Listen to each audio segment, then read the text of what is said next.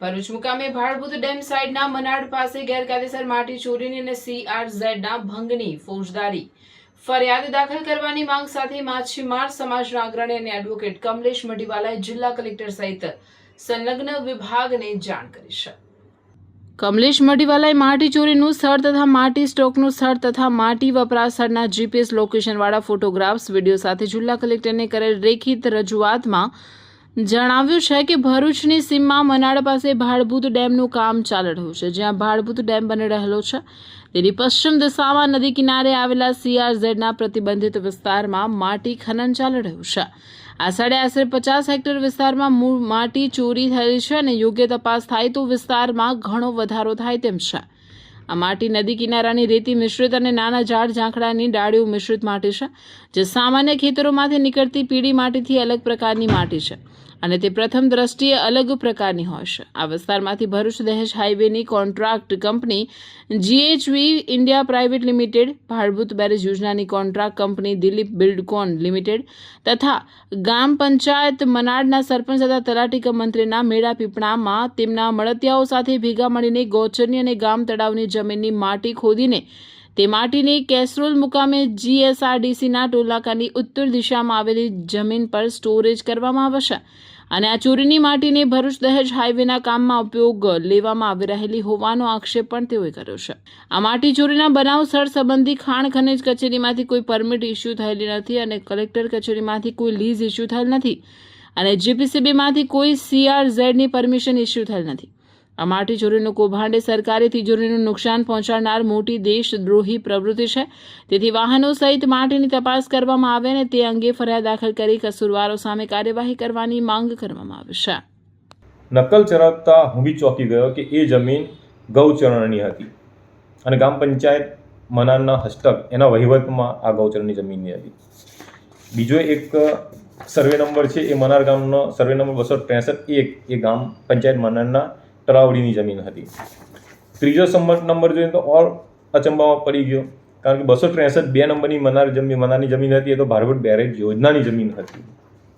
મતલબ સાફ થઈ ગયો કે આની અંદર ભાડભૂત બેરેજ યોજનાના જે કોન્ટ્રાક્ટર છે દિલીપ બિલ્ડકોન, તે પણ આ ચોરીમાં સંડોવાયેલો હોય. સેકન્ડ, આ ચોરીમાં મનાર ગામના સરપંચ અને તલાટી પણ સંડોવાયેલા હોય. થર્ડ, જ્યાં માટી ખોદી અને જે માટી વાપરી રહેલું છે GHV India private limited company, તે તો ચોક્કસપણે આ ચોરીમાં સંડોવાયેલો છે. અને મારી પાસે જે આ સર્વે નંબર જ્યાંથી માટી ખોદકામ થઈ રહેલું છે તેના લોકેશનવાળા જે ફોટોગ્રાફ, તેના GPS લોકેશન મારી કમ્પ્લેનમાં દર્શાવેલા છે. એ માટીનો જથ્થો જે કેસરોલના જે હાઈવેના ટોલ નાકું છે, ટોલ નાકાની પાસે જે સ્ટોરેજ કરવામાં આવી રહેલું, તેનો પણ મેં GPS લોકેશન એ મૂકેલા છે અને ત્યાંના ફોટોગ્રાફ્સ જે છે મારી પાસે અને વિડીયોગ્રાફ્સ છે GPS લોકેશન, તે પણ પુરાવા સાથે મારી ફરિયાદમાં રજૂ કરું છું. અને આ માટીનો જે દહેજ ભરૂચ હાઈવેમાં ઉપયોગ થઈ રહેલો છે અને ત્યાં જે માટીનો ઉપયોગ જ્યાં થઈ રહેલો છે તેના ફોટોગ્રાફ્સ અને વિડીયોગ્રાફ્સ પણ GPS લોકેશન દ્વારા મારી ફરિયાદમાં મેં રજૂ કરેલું છે. એટલે અહીં એક વસ્તુ સાફ ક્લિયર છે કે ગૌચરણની જમીન, ભાડભૂત બેરેજની જમીન અને તળાવડીની જમીન કે જે CRZ વિસ્તારની છે, ત્યાંથી ખાણ ખનિજ વિભાગમાંથી કોઈ પરમિશન આપવામાં આવેલી નથી. એટલે માટી ચોરી થઈ રહેલી છે અને માટી ચોરી એ વ્હાઇટ કોલર વ્યક્તિઓ અને સંસ્થા કંપની દ્વારા થઈ રહેલી છે. એટલે સ્વાભાવિક છે કે મારે કમ્પ્લેન આપવી પડે, કારણ કે રાષ્ટ્રની સંપત્તિનો નુકસાનનો સવાલ છે. એટલે મેં મારી ફરિયાદ કરીને કલેક્ટરશ્રી અને ખાણ ખનિજ ડિપાર્ટમેન્ટમાં માંગ કરી છે કે જે જગ્યાએ મેં મારી ફરિયાદના લોકેશન આપેલા છે તમામ લોકેશન ઉપર સ્થળ તપાસ તાત્કાલિક કરવામાં આવે અને કેટલી માટીની ચોરી થઈ છે તેના ડેટા તૈયાર કરવામાં આવે. જે જગ્યાએ માટીનો ઉપયોગ થઈ રહેલો છે તેના લોકેશન પણ મેં આપેલા છે, તેની પણ સ્થળ તપાસ કરવામાં આવે અને કેટલી માટી ઉપયોગ થયેલી છે તે બધો ડેટા તૈયાર કરવામાં આવે. જિંદગી તો દરેક માણસ જીવે છે, પણ એ જિંદગીને આલિશાન અંદાજમાં જીવવી એ નસીબદારોના જ હાથમાં હોય છે. હવે સમય છે ઓર્ડિનરી છોડીને એક્ઝોટિક જીવનનો, કારણ કે ભરૂચના આંગણે આદ્યા રિયલ્ટી લઈને આવ્યું છે આદ્યા એક્ઝોટિકા.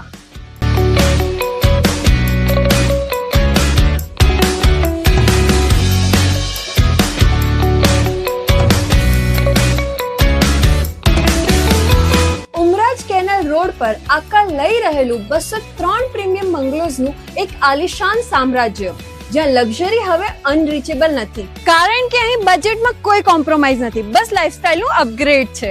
અહીં મળશે તમને એવા 3 BHK હોમ્સ જે તમારા બજેટને પણ સમજશે અને તમારી લાઇફસ્ટાઇલને પણ. એક એવી અફોર્ડેબલ પ્રાઇસ જે આપશે તમને પ્રોપર પ્રીમિયમ ફિલિંગ. એટલું જ નહીં, દરેક બંગલા સાથે મળશે તમને પોતાનો પ્રાઇવેટ ગાર્ડન અને પર્સનલ પાર્કિંગ સ્પેસ. અહીં તમારી લાઇફસ્ટાઇલ બનશે super premium. Swimming pool, advance gym, cafe, box cricket, badminton અને પિકલ બોલ જેવી 25 થી પણ વધુ સુવિધાઓ સાથે આ પ્રાઇવસી અને લક્ઝરીનું એક યુનિક કોમ્બિનેશન છે. 24 મીટરના મેઇન રોડ પર અને શ્રવણ ચોકડીથી સાવ નજીક. સ્કૂલ, મનોરંજન, medical, general store, express highway બધું જ માત્ર 10 થી 15 મિનિટના અંતરે. છેલ્લા 12 વર્ષથી એટલે 2014 થી ભરૂચ અંકલેશ્વરના રિયલ એસ્ટેટ ક્ષેત્રમાં કામ કરી રહેલા એવા આદ્યા રિયાલિટી, જેમના રનિંગ પ્રોજેક્ટ છે અવસર 1, અવસર 2, મારુતિનંદન અને વામા, એવા આદ્યા રિયાલિટી લઈને આવી ગયા છે આદ્યા એક્ઝોટિકા. તો રાહ શેની જુઓ છો? આજે જ વિઝિટ કરો આદ્યા એક્ઝોટિકા અને બુક કરો તમારું પોતાનું પ્રાઇવેટ હેવન.